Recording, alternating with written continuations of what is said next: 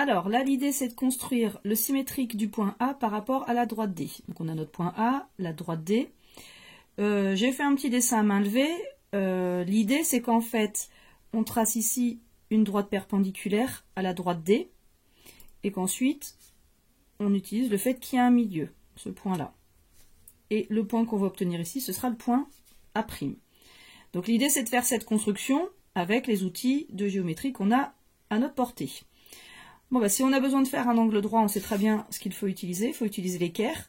L'équerre, évidemment, qu'on place sur la droite D et qu'on aligne donc pour obtenir le point A.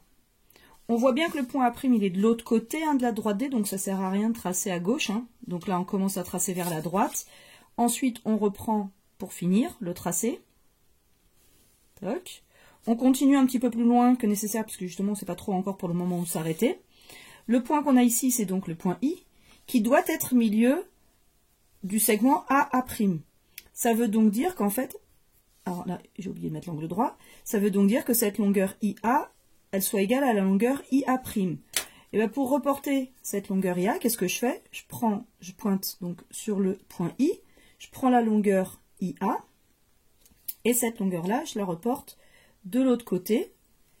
Et là, le point que je viens d'obtenir, c'est justement, ce point-là, c'est le point A', qui est symétrique de A par rapport à notre droite D. On a un milieu, donc on met le codage, et voilà la construction qui me permet d'obtenir le symétrique d'un point par rapport à une droite.